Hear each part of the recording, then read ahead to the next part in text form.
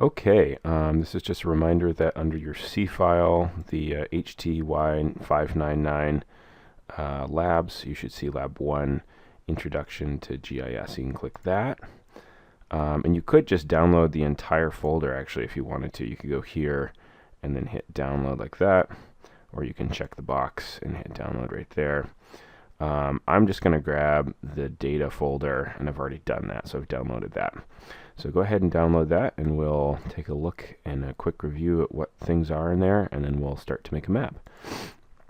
So inside that folder, we've got 3 compressed or zipped shapefiles, and all that is just so that when you downloaded them, if you did them individually, they'd be like one thing rather than the whole bundle of files, right? If I double click this, we see the shapefile is actually a bundle of files. It's a .dbf, which is the table, a .prj, which is a projection, QPJ is a QGIS file. Don't know exactly what that is. I think it's probably a project file that tells it something. The .shp, which is the shape of the file, the actual shape file. So that's the biggest, right? And that's all of the vertices that tell the shapefile what it is. And .shx, which I think joins the shape to the dbf. Anyway, this is true for all of the shape files that we have. What you're going to want to do is actually extract them. So if you want to download 7-zip, it's a fine free program. You don't have to, but 7-zip is like an open source kind of file manager program, very small, but you download it, and it's I know it works on Windows. I'm not sure about Mac, but then it lets you, when you right click these things, it says you can use 7-zip here, and you can extract here, which is kind of nice. It lets you, I'll just show you here, you extract here, and it brings all the files right out, which is kind of nice. But you don't have to do that. I'm going to delete my zip file here because I've got it extracted. You can also you can right click and say extract all, and that's just Windows version of doing it, and then it asks you where you want to put it, and then I think by default it brings it to its own folder, but I think you want to just go straight to here, and then you can say extract, and yep, it brought them out here. Open a new window and brought them out. So that's another way to do it. And the last way to extract the file would be, if you want to just double click, you can select all of this and then just drag it into the folder that you want. So back either there or there. And then if you do that, that also extracts the shapefile from the zipped file. And so I'm going to use my 7-zip for the last one here. Extract here. And then I get all those guys, and I get to delete my zip file. And we're ready to roll. We're ready to make a map.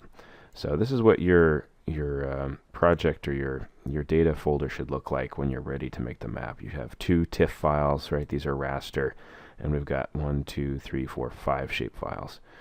Okay, so go ahead and open up QGIS. I've put mine right here on the dock, or on the toolbar.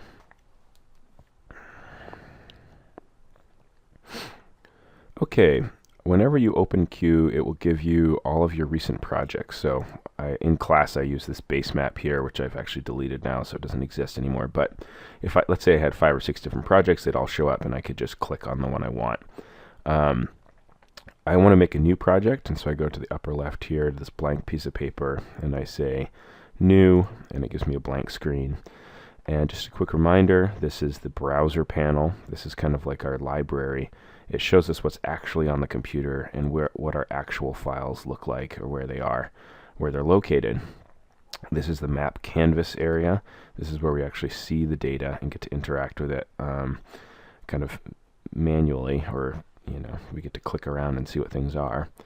It's where we make the map. And then the layer panel, this is kind of like our iTunes playlist, is the way I like to think of it. It's just, what's on top of what, how is it symbolized, we can kind of manage what we're visualizing here. So I'm going to work off the desktop in most of these labs. If you have a particular place on your computer, you can do that. But for me, I'm going to always go to home and then to desktop, just so that you can kind of keep track of what I'm doing. So under desktop, I have data here, and this I probably should have labeled this lab 1 data, but open up the data, and we're making a base map. So I'm going to go ahead and just drag in this hill shade, right? I don't know if you remember, but the DEM is the elevation model, and the hill shade is kind of the ruffled looking thing. So I drag in that hill shade, and it looks kind of crazy because it includes the ocean floor as well as the mountains, but you kind of get a good idea about how it looks here. This came, as you remember, from the DEM, the digital elevation model, and the elevation model is just every pixel represents a value, which is the height of the pixel from sea level. So we've got negative pixels which go down to the ocean floor, and positive pixels that go into the white, and it goes all the way up into the mountains. I think this is in meters is what your metadata should say, but I'm probably not gonna use the DEM. I'm actually gonna put it below the hill shade, and you'll see it'll disappear for a second here. I'll put the hill shade above, that may be easier. So it just disappeared, but it's not gone, right? If I shut off this hill shade, I can see that the DEM is below. But I'm gonna kind of shut off the DEM for now because I don't know what I want to do with it yet. Okay, so that's kind of part of my base map. It's gonna be my topography, which means the shape of the land. This hill shade is just light to dark pixels. These values don't really mean anything except that that's what creates the white and the light and the dark areas. So I'm going to do a hill shade in another video if you want, but you don't have to, so that you see how this was made. But the hill shade is just too strong, so what I'm going to do is make this really soft, so that we can see the other features we're going to bring in. So I'm going to right click this hill shade and go to properties, and I can just change the global transparency, which means that the whole layer I'm just going to make a little more transparent. And what this was going to do is it's going to make it soft so that I don't have to look at it quite so hard, and it's going to be nice to combine with other layers. So I go up to 75, say apply, and I don't know if you can see what that did, but I made it a lot softer, and I think that looks kind of nice actually.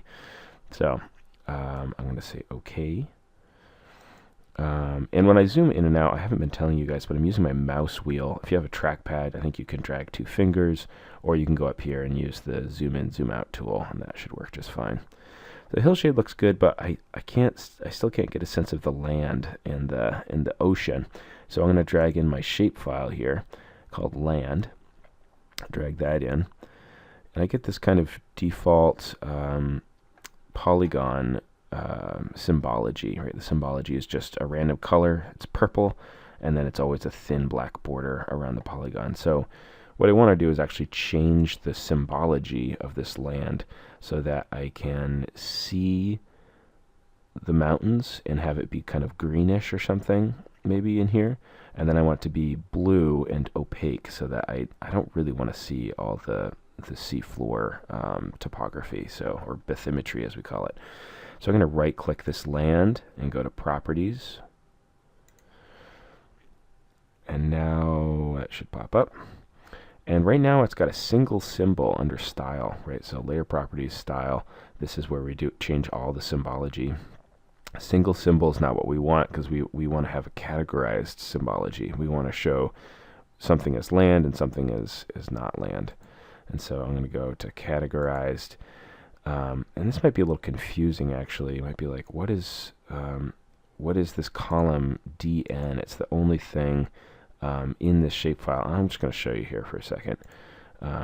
If you checked out the data prep video, you'll see that how I made this. But if I open this attribute table, I'm going to be able to actually see what's inside the file, and it's a bunch of 1s and 0s, and that just means that 0 is actually the value for false. So when I made this file, I said give me everything above sea level, and it returned a 1 when it was true, which means that would be land, and it returned 0 when it was false, which would be the ocean or anything below sea level. So you know, there's also some below sea level in the Netherlands, which is not ocean. But anyway, so I'm going to symbolize 1 as green and 0 as ocean. So I'm going to right click this here again and go to properties, categorized, and I just say classify. So long as I know that I've got this, I'm going to say classify, and it's only going to give me 2 classes because there's only kind of 2 unique instances. And if I do that and then just hit apply, you'll see that 0 is going to be yellow and 1 is going to be pink, and it gives me this kind of funky looking thing here, which is okay, but it's not what I want. So I'm going to double click this 0 value, and we're going to come up with a nice color for